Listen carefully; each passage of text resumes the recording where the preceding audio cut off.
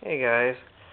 Well, at Xantrex slash Motomaster slash Simpex inverter, I got pissed off and took it off the wall and went and got me the thing that actually has the worst video review that I found. There is some guys that's happy with it, but one of the technical guys, that Norlar with a number, he has like a huge collection of inverters and has a good bit of knowledge on repairing them and that. And this model here is actually different than the one he has, and then this model is also different than a lot of the video reviews. It seems like they like to change this thing a lot. All the ones I found a review on had let's see, a fan on the front and two on the back, and other ones had fans that would run non-stop, like you turn on, they just full blast running. This one here, I have yet to hear the fans even run on it yet. It does have a little bit of heat. This is one that the transistors doesn't mount to the sides. It actually has heat sinks inside of it. This one has 3 fans on the bottom and 1 in the middle inside of it. I actually did take it apart to see what it looked like inside. I am pretty limited on electronics. I have worked on electronics. I've repaired stereo receivers. Most of the time it's, I have to be able to physically see the damage. That inverter, the Harbor Freight inverter compared to this one, I can tell you this one right here is superior.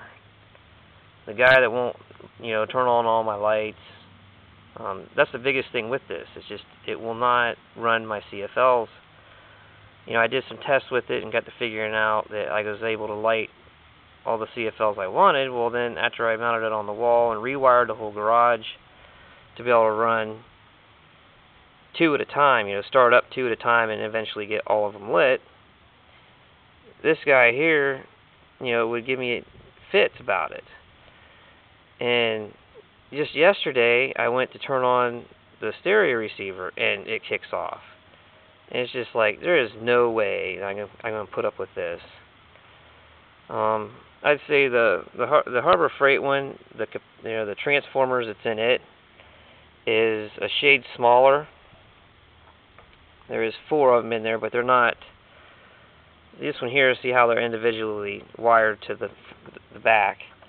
The Harbor Freight one, there's only 2 wires going to the back. So I don't know what they did there. Maybe they ran 1 wire up and then they 2 of them shares the same wire or something of that nature. The capacitors in the Harbor Freighter aren't as big as these. Physically, I haven't really looked at the sides. But this guy just isn't doing the job. So this right here was about a $300 inverter when it has the Xantrex name on it, and then the others, it's around a $200 inverter. I got it refurbished, so right there probably tells about half of it. Somebody did something stupid to it, but whatever's going on is not something that you can physically look through and, oh, that's burnt, let me figure out a way to replace that. But everything in here besides the control board in the front, in here is big enough to, if you've seen something, you could replace it. So it would actually take some, electronics person to probably be able to, figure out what's going on with it, if they even could. I don't know. The only thing I can see in here that maybe somebody did replace is the fact that all these fuses are facing the same direction, like the numbers on them, and there is one that's not. It could be just, random, when it was in manufacturing, or somebody actually soldered one in and didn't have it flipped around the same direction. I think it's the one down in here is backwards. But, oh no, it's right there. But either way, the Harbor Freight one compared to, in the videos I've watched and things I've learned from the NeuroLar, is this one here, that one there, this one out here on the ground is definitely capable of 2,000 watts. It can not do it continuously, but it can go up to 2,000 watts and actually run for a few minutes. And they usually tag it as 1,500 watt or 1,750 because it can sort of do that, on a continuous basis. It may get hot after a while, but it could do it. This guy here, in comparison to internal parts and what I've seen on NeuroLar's channel, this thing here is probably more like a max of 1,500 watts. It could probably run 1,000 watt continuous. So all this on the front here is probably bullshit, but figure, it could probably do something for 1,500 watt for a little bit, and it could probably peak out, starting something up over 1,500 watts, but the components are a lot smaller in it compared to the tested on NeuroLar's channel, this one here. I really wish I could have had this one running in here, just because it's so much, its manufactured so much better, and it could probably do it if it was working right. But so far, this guy here, well, I can show you here. I'll go through and turn on all the lights. One of the things I noticed with the Centech inverter or Motormaster is I had a lot of humming in these. For whatever reason, I don't know, but you could actually hear the humming of the inverter, the modified sine wave through these. And with these ones I don't. With this inverter I don't. But all my lights are lit. Right now there is more lights to put up. I got 2 in there, there's going to be 4, and there's only 1 in here, which will be 4. And then there's 6 in here. Stereo is probably drawing like 20 watts, so it's not barely even playing anything. And then one of my hopes is actually being able to use a microwave in here. I like to set a microwave up on top of this toolbox. And the microwave, I think, is like an 800 watt. It does use like 1,200 watts running, so that's its running watts.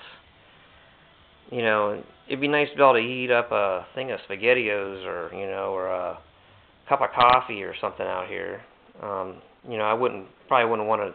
Well, you're running on batteries, so you wouldn't want to like try to bake a ham in the microwave or something, but just to run it for 2 to 5 minutes would be sweet. Now I played with this circular saw a little bit, and you have to hear the fans run. But well, we got a kilowatt meter up here. Something's obviously wrong with this thing as far as it's incapable of reading a modified sine wave. I have seen it do it. I've hooked up.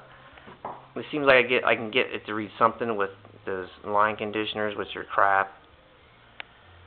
But it does give me, the wattage and the voltage. And there's the wattage right now. We're using bouncing around 200, 250. I don't know why it's bouncing around like that. But all right, well, let's power up this. Well, I'll show you the load meter on there. Circular saw.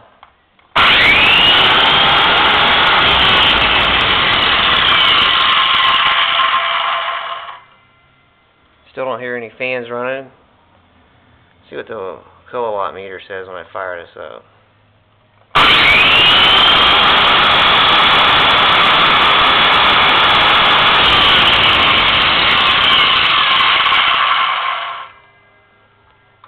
I know the circular saw kicks the nuts out of my batteries. Before I turned the lights on, I was like 13.3.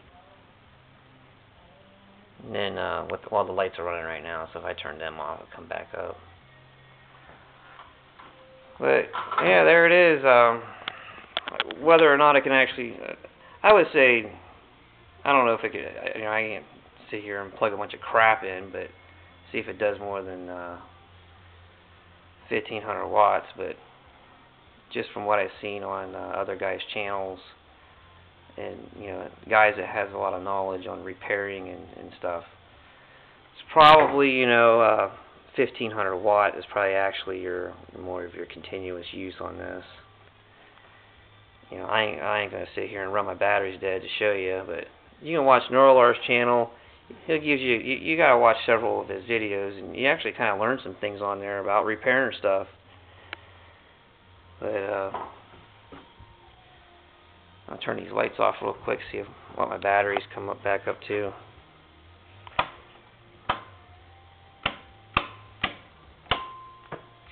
I'll probably still wire these lights up as 2 at a time, because I am on solar, and it'd be kind of nice. Well, I don't really need enough light in here to solder on something, or I just need some light. I can just turn on 2. And we came back up to 13 volts. For those of you that sees my setup here, this is not exactly the proper way to do this. I don't have any fuses or anything in line. I do have a kill switch for this, but just to add that in is, supposed to have deep cycle batteries, and they're all supposed to be the same brand and the same size, and I know all this. I have my reasons of why it's set up this way, mostly price, and the fact that these batteries can leave here and go in a car. How many times you have a battery that you run it on something like this, once it doesn't have the capacity anymore, it might run a year in a car. So, but it'd be completely worthless, on this thing. So these batteries could leave here and go in a car and live the rest of their lives out in there. So I think I already talked about all that earlier in another video. But so far it looks like this guy here runs fluorescent lights, and that is one of the big kinks, and one of the points of this video is it's kind of a hit and miss with fluorescent lights on modified sine wave. This one here does it. So I guess I'll see you guys later, and thanks for watching, and